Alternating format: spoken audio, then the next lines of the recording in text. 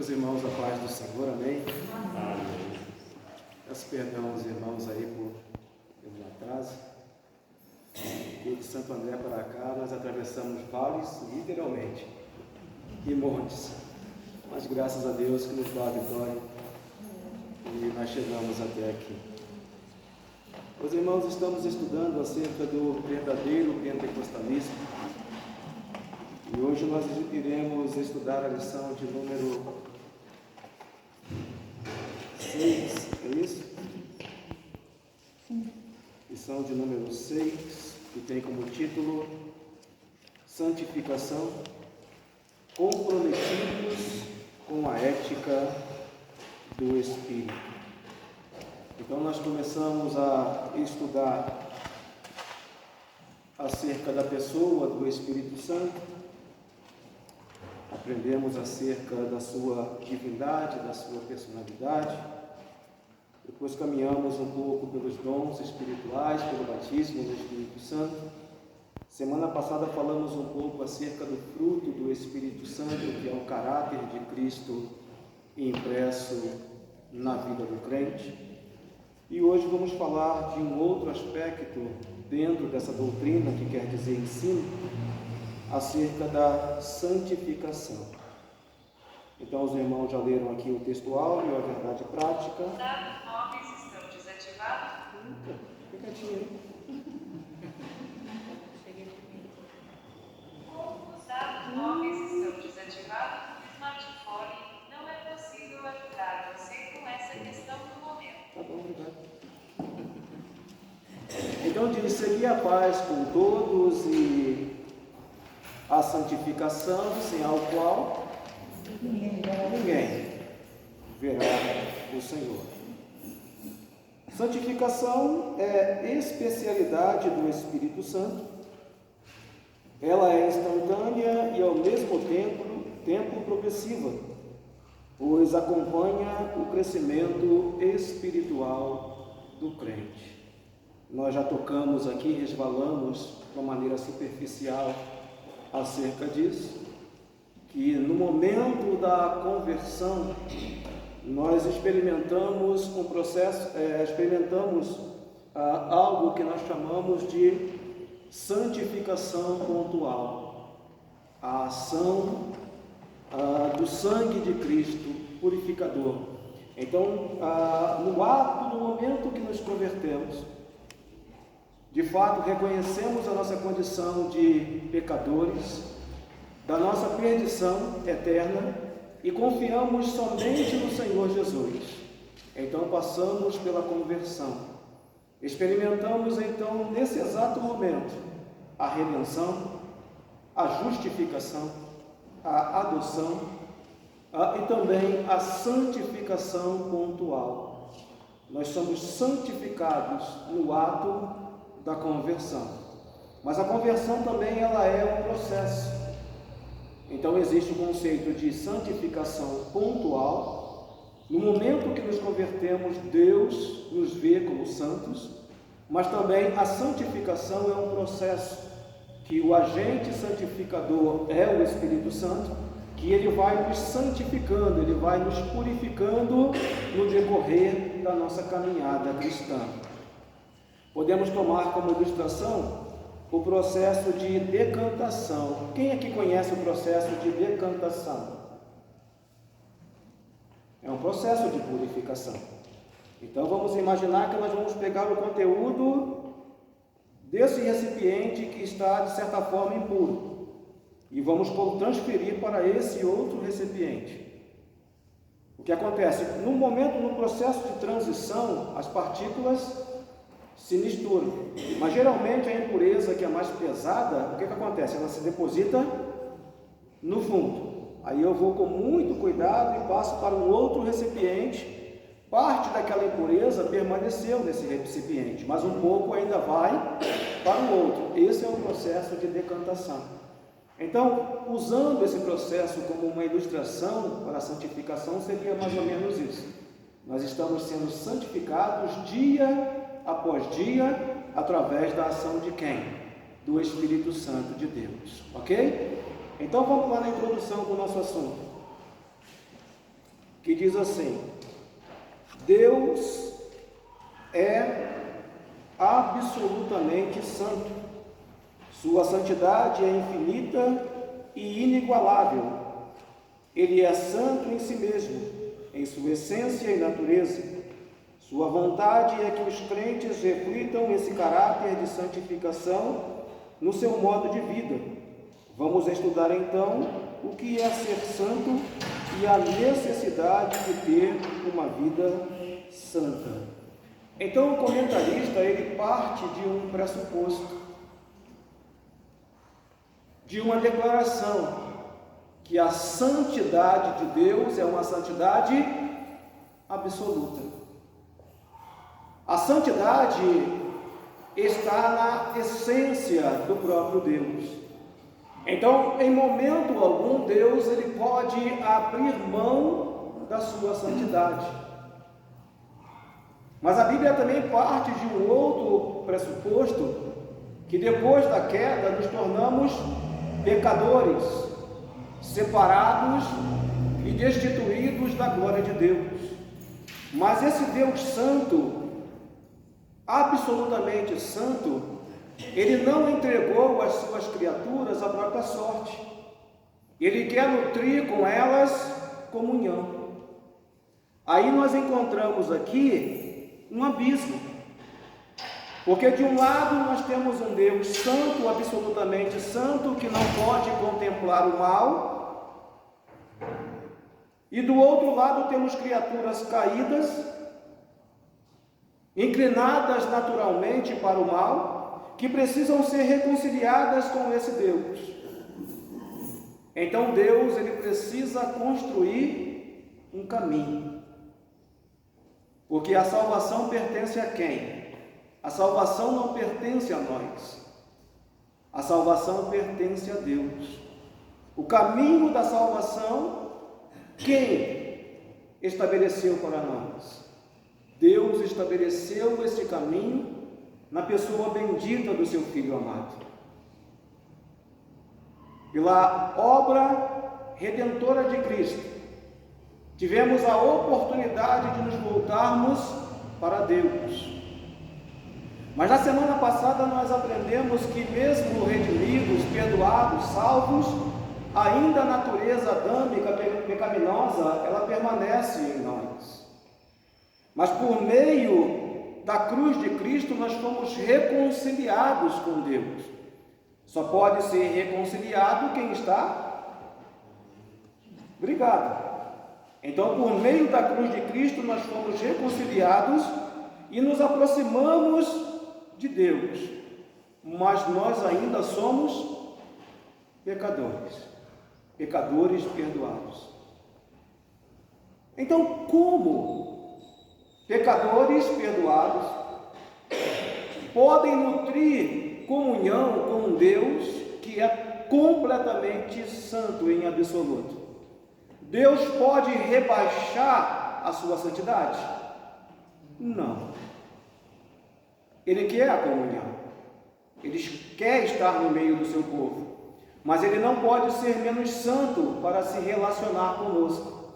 Então o que ele faz? Ele nos santifica.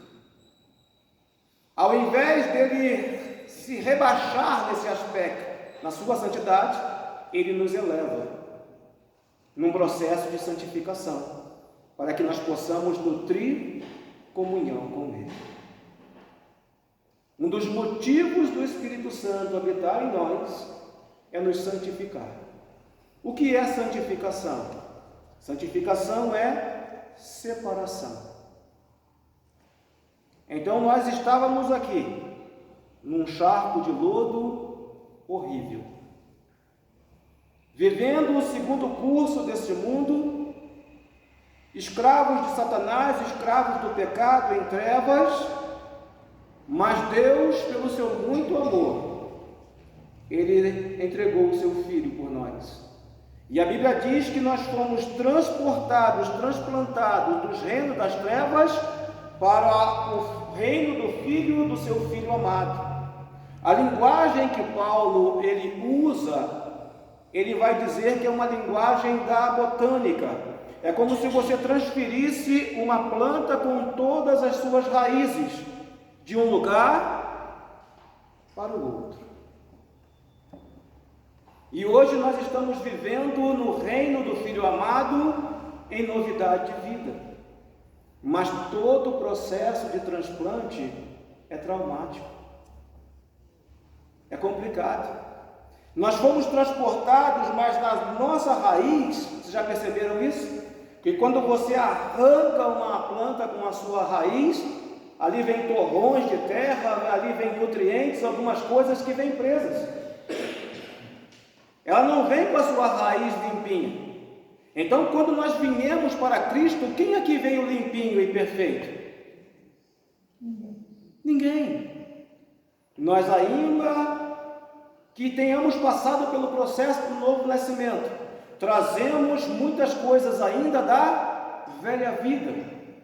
Quando Lázaro saiu da sepultura, ele saiu envoltos com as ataduras da morte. E qual foi o comando? Libertai-o, removei as ataduras e deixai-o seguir. Então nós passamos da morte para a vida, passamos por esse processo de transplante, mas ainda trouxemos muitas coisas, uma bagagem da velha vida. E uma das ações do Espírito Santo no processo de santificação é fazer com que essas coisas venham se desprender de nós. Que as coisas velhas fiquem de fato para trás e para que nós possamos evidenciar essa nova vida que nós recebemos juntamente com Cristo. Então, santificação é separação. O Senhor nos separou do mundo, do pecado, da morte, nos trouxe para o seu reino. Mas santificação também tem um segundo aspecto, não simplesmente separação, mas também um aspecto de uso exclusivo. Então a santificação traz o aspecto de separação, mas também traz nesse bojo o aspecto de consagração para o serviço exclusivo. Outrora nós servíamos a quem? Nós tínhamos muitos senhores na velha vida. Servíamos ao mundo, ao pecado, fazíamos a vontade da carne e éramos por natureza escravos de Satanás. Mas agora nós fomos libertos do pecado, nós fomos separados de tudo isso e servimos única e exclusivamente ao Senhor. Então a santificação é separação, mas também é consagração. Outrora usávamos os nossos membros, as nossas mãos, a nossa mente, a nossa boca para servirmos ao pecado.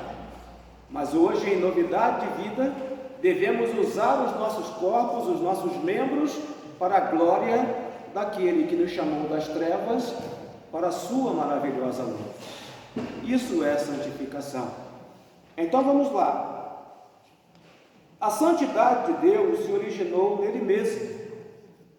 A santidade de Deus não é algo derivado, ou seja, ele não recebeu a santidade de uma fonte exterior, pastor. A santidade de Deus tem a sua fonte na sua própria essência. E diz mais, ela é a plenitude gloriosa de sua excelência moral. Essa verdade é revelada desde o Antigo Testamento. Deus exige santidade de seu povo porque ele é santo. Os antigos hebreus levavam a santidade a sério. Deus quer se relacionar conosco. Nós queremos nos relacionarmos com Deus. Então, um elemento indispensável nesse relacionamento é a santidade. Porque Deus, ele é dotado de atributos. Dentre os atributos divinos, nós encontramos a santidade, mas também encontramos a justiça de Deus. Todas as vezes que a santidade de Deus, ela é atingida, ela é afetada pelo pecado, a justiça de Deus se manifesta e exige o quê? O salário do pecado é a morte. Por isso que muitos homens de Deus na antiga aliança, podemos tomar como exemplo o profeta Isaías, quando ele contemplou a glória de Deus, a santidade excelsa de Deus, qual o sentimento que ele teve?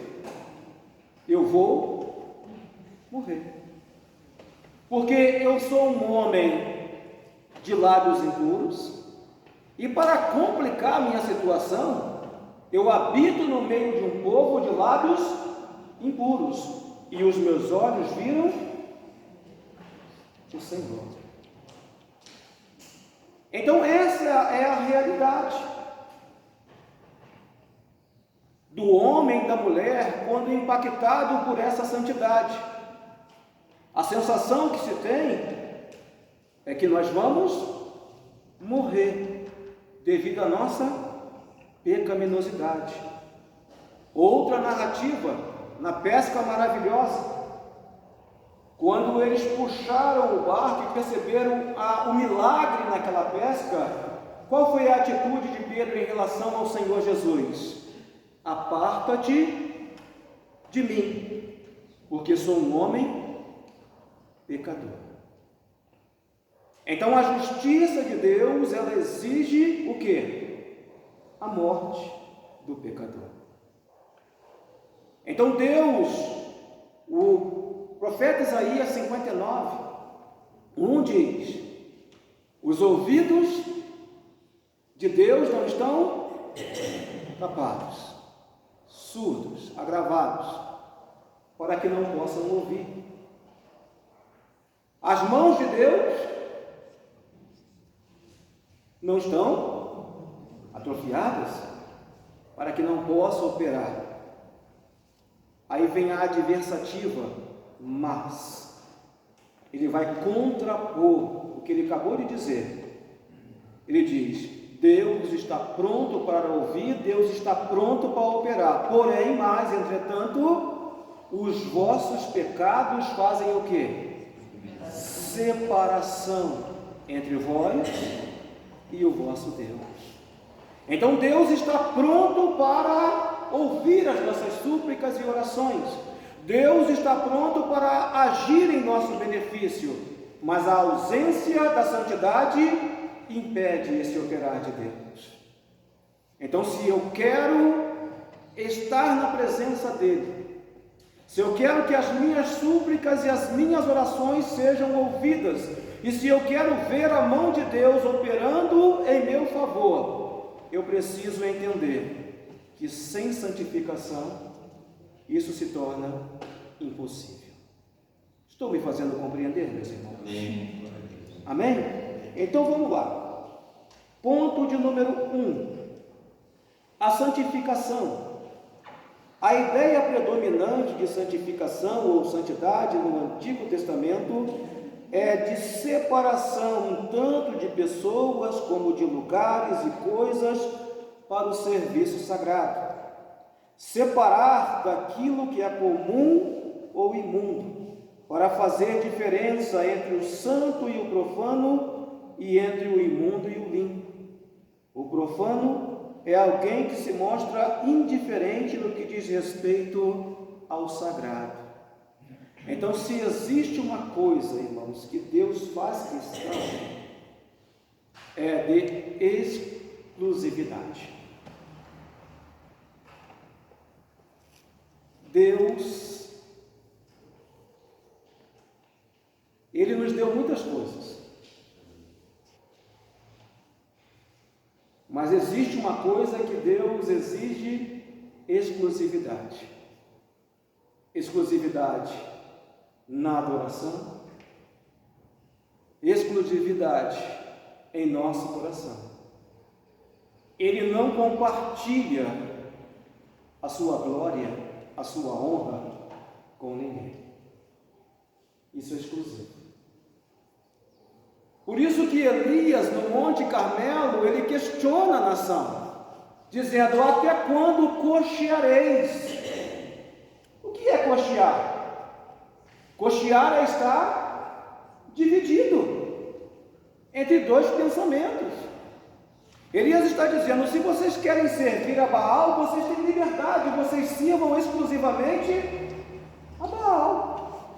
Mas se vocês querem servir a Deus, sirvam somente e exclusivamente a Deus. Porque não existe essa possibilidade de servirmos a dois senhores. Não tem como. Se vocês querem servir a Yahvé, então renunciem a tudo que pertence a Baal. Não tem como, meus irmãos, ser um crente Raimundo. Um pé na igreja e um pé no mundo. Não tem como ser crente durante o domingo, o dia do Senhor, entre aspas, e na semana viver como mundano. Na leitura que os senhores fizeram, Pedro disse: sede santos em toda a vossa maneira de viver, em todos os aspectos das vossas vidas, e por que não dizer das nossas vidas? Então nós somos santos, devemos ser santos no domingo, mas também ser santos na segunda, na terça, durante toda a semana, porque a santidade precisa ser não uma formalidade, mas um estilo de vida, uma prática cotidiana.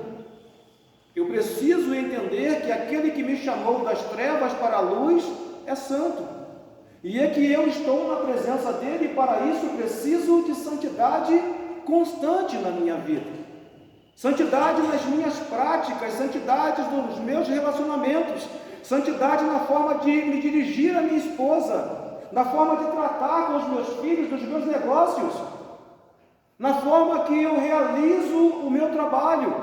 A santidade é uma coisa intrínseca, ela precisa estar presente em todos os aspectos. Não podemos criar aqui, irmãos, uma dualidade. Nós não podemos ter duas faces.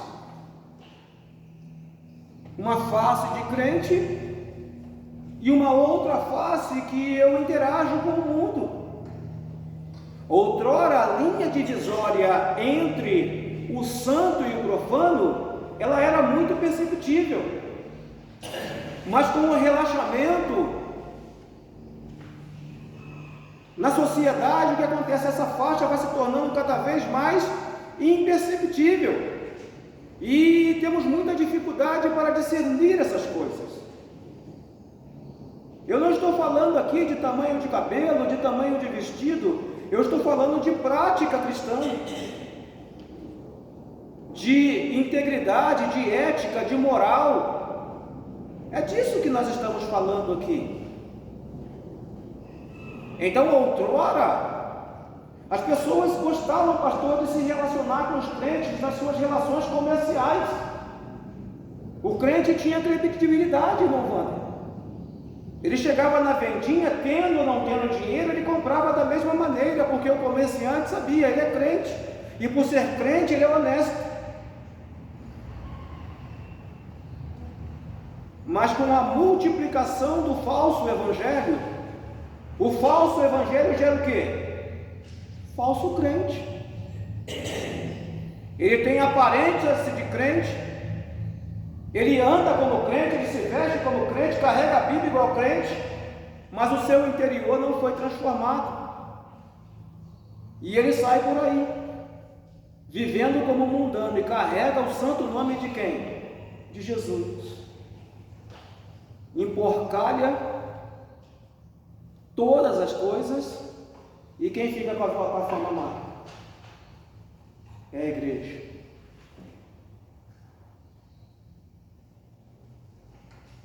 Na ótica do mundo, infelizmente,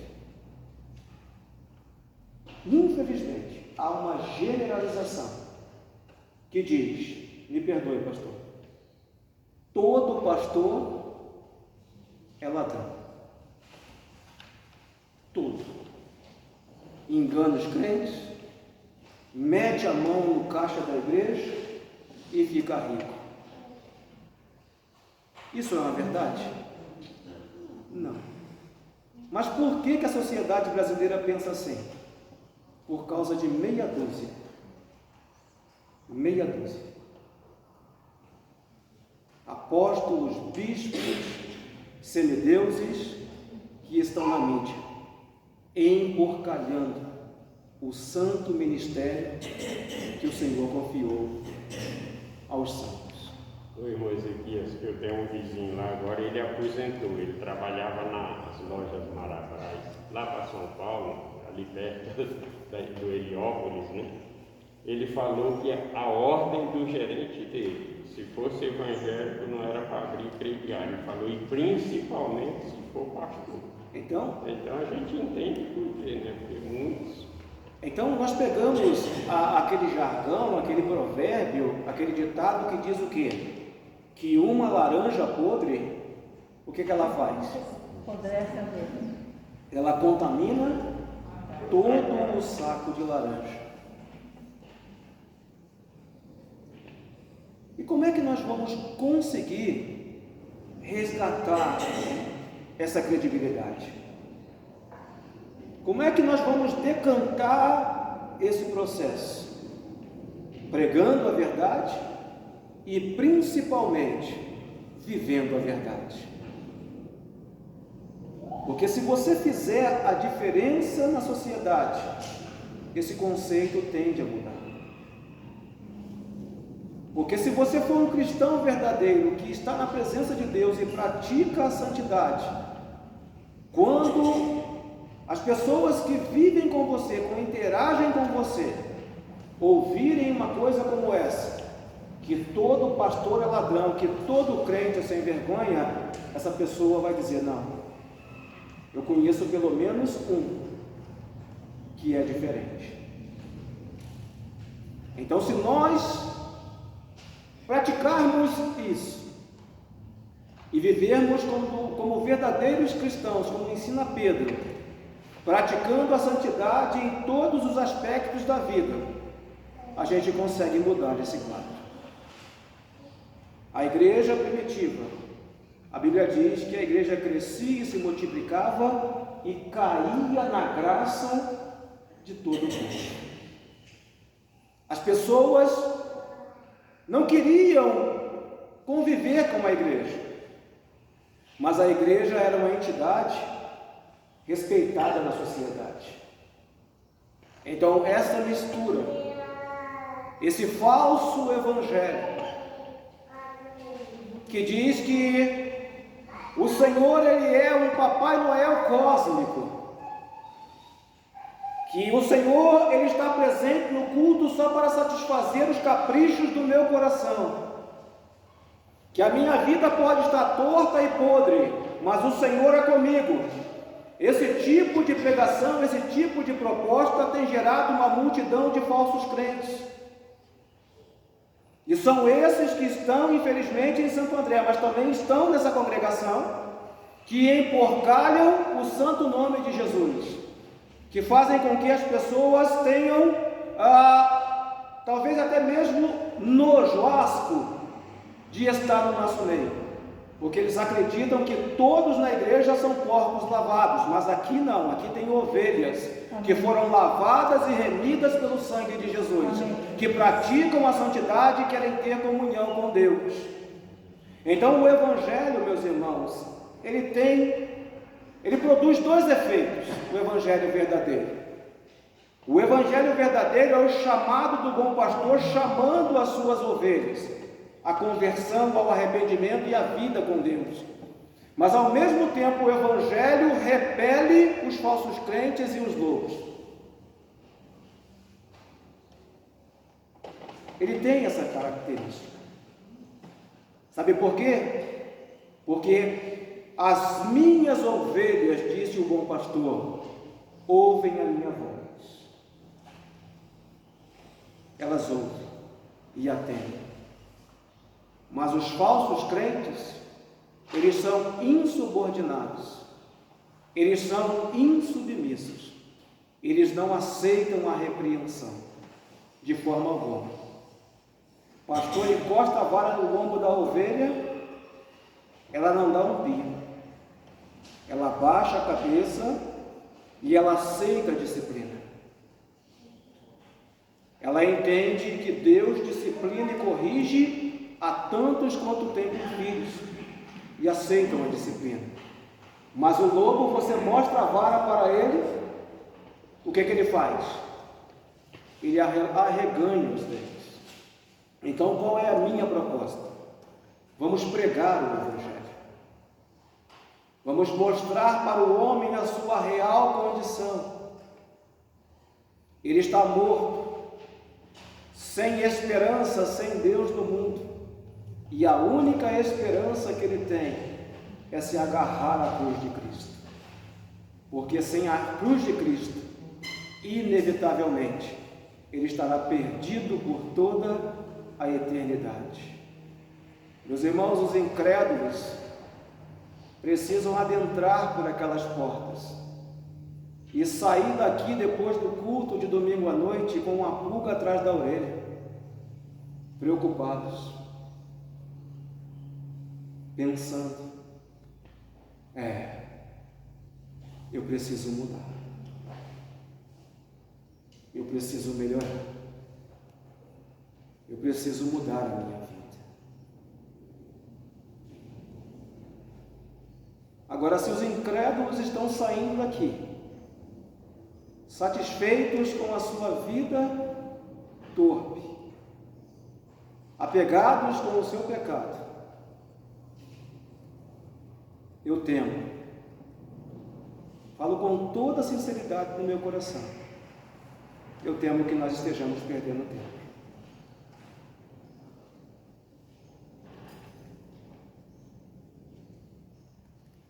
Paulo disse aos Coríntios: quando eu fui ter convosco, eu não fui com sublimidade de palavras humanas, eu não massageei o ego de ninguém, não preguei autoajuda, eu preguei a Cristo e esse crucificado. Essa é a mensagem do bom pregador. Jesus Cristo morreu pelos nossos pecados, foi sepultado, mas ao terceiro dia ele ressuscitou para a nossa justificação. Essa é a mensagem, meus irmãos, que o mundo precisa ouvir. Muitos pastores pensam que para que a igreja seja relevante no mundo, nós tenhamos que abrir mão das nossas convicções e da verdade do Evangelho. Para que a igreja se torne simpática à comunidade, ao mundo, nós sacrificamos no altar da tolerância a verdade do Evangelho. Não, meus irmãos. Todas as vezes que a igreja entrou por esse caminho, ela perdeu a sua força, ela perdeu o seu vigor. A força da igreja, o vigor da igreja está em proclamar a verdade. Paulo disse que a igreja é o sustentáculo, é a coluna que sustenta a verdade. O maior compromisso da igreja é pregar e sustentar a verdade. Jesus não constituiu a igreja para dar banho em mendigo, e nem para dar cesta básica a morador de rua. Isso faz parte também do Evangelho, mas a missão principal da igreja é pregar o Evangelho. O Evangelho é o poder de Deus para a transformação, para fazer com que o ímpio se torne injusto, impiedoso, para que torne o profano numa pessoa piedosa, e isso só o Evangelho faz. Não podemos negociar com isso, de forma alguma. A igreja, ela precisa sustentar a verdade. O Senhor fez uma promessa: ser fiel até a morte. e dar-te-ei a coroa da vida. Então Deus, ele não aceita adoração dividida. Deus não aceita coração dividido. As coisas para o Senhor, na antiga aliança, tinham que ser completamente separadas. Por isso ele separou Abraão, ele separou a nação de Israel e disse: vós sereis para mim uma nação santa, uma nação separada. O tabernáculo era separado, o culto a Yahvé separado, distinto. A forma de culto prevista pelo próprio Deus tinha que ser de uma forma separada. Tudo era separado. Então havia distinção. Esse utensílio eu uso na minha casa, mas esse utensílio é para o serviço sagrado do Senhor. Ele só pode ser usado para o serviço sagrado. Pessoas perderam a vida por não observar esses preceitos. Houve um culto na antiga aliança, que no final do culto, antes da bênção apostólica, havia um cadáver. Porque os preceitos que Deus estabeleceu na sua palavra não foram obedecidos. O Senhor disse em sua santidade: a minha arca será carregada sobre os ombros dos sacerdotes. Mas Davi fez um carro bonito, ele quis inovar no culto, e isso é um perigo, porque quem prescreve o culto não é o adorador. Quem prescreve o culto é o adorado. Então não tem esse negócio de que eu vou prestar o meu culto a Deus da maneira que eu achar conveniente. Não existe isso. Quem prescreve a liturgia e a prática do culto é o adorado, e não o adorador. E Deus disse: o meu culto é assim, porque se não for assim eu não aceito. E Davi quis inovar. Ele quis trazer elementos de fora para o culto. Então ele dispensou os sacerdotes e colocou a arca sobre um carro de boi. E um sacerdote, irmão Joel, conhecedor da lei de Deus, conhecedor dos preceitos divinos, consentiu com isso. Afinal de contas, ele é o rei. E quem vai contrapor-se ao rei? E ele ia na frente do carro, conduzindo e participando daquela inovação litúrgica. E parece que a coisa estava fluindo. Está vendo? Quem disse que a gente não pode inovar? Quem disse que a gente não pode modernizar o culto? Está vendo? Está indo bem. Davi dançando, o povo batendo palma e dando glória e aleluia. Aí o carro começou a subir e chegou no lugar chamado a Eira de Ornã. O que é a eira? Para que serve uma eira? A eira é o lugar onde se separa a palha do trigo. Isso é interessantíssimo, isso aqui. É o lugar onde Yahvé julga o culto. E quando ia chegando ali, diz o texto que o boi que estava conduzindo o carro, irmão Rogério, tropeçou. É estranho isso. Porque Jacó disse assim: olha, eu não vou correr, eu vou no pasto do gado. Porque o boi, ele é lento, mas ele é firme. Boi não tropeça. Mas quando nós começamos a inovar coisas diferentes que Deus não estabeleceu ao culto, até quem é firme, pastor, tropeça. Até os mais firmes começam a tropeçar na obra.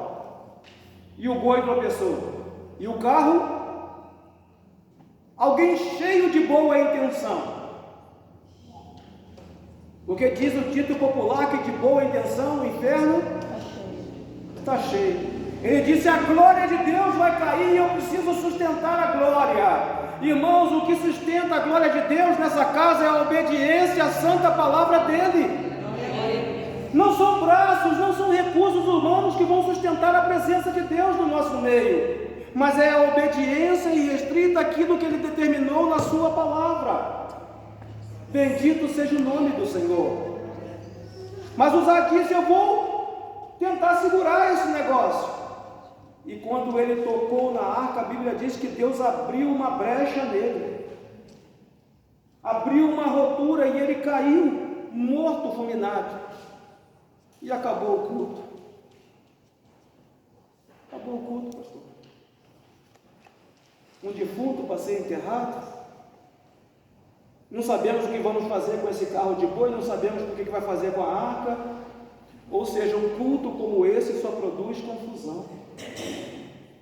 Ninguém entende nada, porque nós estamos abrindo mão, irmãos, da nossa essência, daquilo que nos trouxe até aqui. Nós não podemos, irmão Wander, abrir mão dos marcos antigos. Ah, mas vocês são muito caretas, vocês são muito tradicionais. Não importa o que o mundo está dizendo, o que importa é que a santa presença dele está no nosso meio. É isso que importa. É isso que vai fazer a diferença, meus queridos. Então Deus, ele prescreve a forma do culto. Sabe o que aconteceu na sequência? A arca foi parar num destino que não tinha sido programado. A ideia era levar a arca para Jerusalém, mas a arca foi para uma cidade, se não me falha a memória, chamada Kiriat Jearim. Aí Davi foi consultar os sacerdotes. Aí sim. Aí eles leram na lei e disseram: olha, o culto a Yahvé, a arca só pode ser conduzida dessa maneira. Fizeram da forma correta. Sabe o que aconteceu? A arca chegou ao seu destino. Você quer que a arca vá lá para a tua casa, a presença de Deus permaneça lá?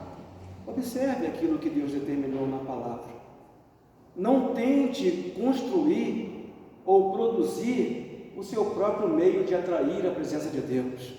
Deus já prescreveu na sua palavra: obediência e santificação. É a receita. Sempre dá certo. Quando eu era obreira na Casa de Recuperação de Mulheres lá em Suzano, a gente sobrevivia de doações das pessoas, os alimentos, né? Então, quando tinha alguma coisa errada dentro da Casa de Recuperação, que era pecado oculto, as doações paravam. Diminuiu. E Deus começava a explicar por quê daquilo. E Deus revelava a pessoa que estava em pecado. Então é isso, meus irmãos. Vamos caminhar. Então, santificação. Deus aceita compartilhamento? Não. Não. Deus, nesse aspecto aqui, ele não tem rede social, porque ele não gosta de compartilhar. Ele não compartilha a sua honra, a sua glória e nem tampouco a adoração com ninguém.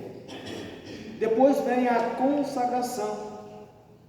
O termo consagrar significa investidura de funções sagradas.